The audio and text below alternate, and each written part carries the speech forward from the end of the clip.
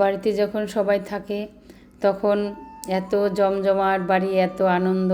হ্যাঁ, কাজ করতে একটু কষ্ট হয়, তবুও লোকজনদের দেখলে খুব ভালো লাগে, সবাই আপনজন কাছে থাকে, খুব ভালো লাগে।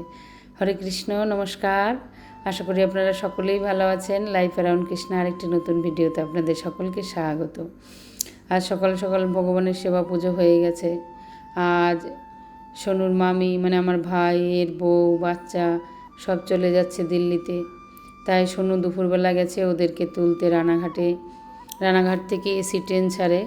তাই কিছুদিন আগে ওর মাসিকেও দিয়ে এসেছিলো তুলে, ট্রেনে তুলে দিয়ে এসেছিলো। আর আজকে ওই বাচ্চা নিয়ে দুটো গোপাল যাবে সাথে, তাই ওদের একটু কষ্ট হবে যেতে। তাই সোনু বলছে, মামি আমি তোমাকে তুলে দিয়ে আসবো, চলো। তাই সত্যিকারের এই কটা দিন যে কীভাবে কেটে গেল, আসলো দেখতে দেখতে দিনগুলো চলে গেল। আজকে ওরা চলে যাচ্ছে দিল্লিতে, আবার সেই একটা বছর পর দেখা হবে। মায়া জিনিসটা খুব খারাপ, সত্যি বলতে মায়া করতে নেই, এত মায়া লাগে বাচ্চাদের প্রতি। এই কদিন ওর সাথে থাকতে থাকতে খুব মায়া পড়ে গেছি।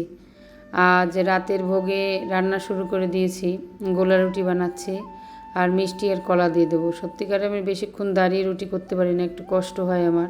তাই বেশিরভাগ দিনে গোলা রুটি না অন্য কিছু করি, রুটি করি না।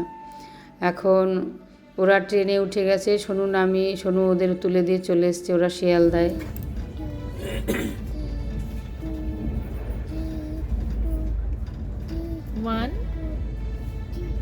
One, two,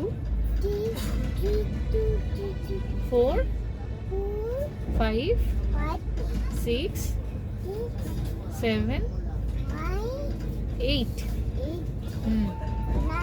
হ্যাঁ, তারপরে 9 এর পরে কি? 10.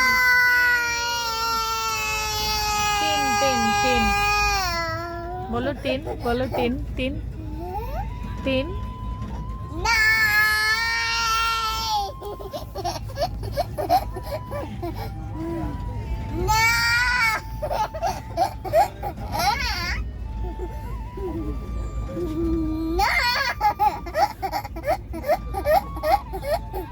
দুষ্টুটার কাণ্ড দেখেন, ও এখন তো ছোট, তাই বুঝতে পারে না যে ও কোথায় যাচ্ছে, কি করছে না করছে। যখন আবার বড় হয়ে চলে যাবে তখন ওরও মন খারাপ লাগবে।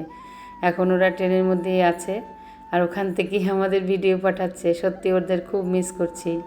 আমার ভিডিওটা আপাতত এই পর্যন্ত, আর একটা ভিডিওতে আপনাদের সাথে আবার দেখা হবে। ততক্ষণ আপনারা ভালো থাকবেন, সুস্থ থাকবেন। হরে কৃষ্ণা, হরি বল।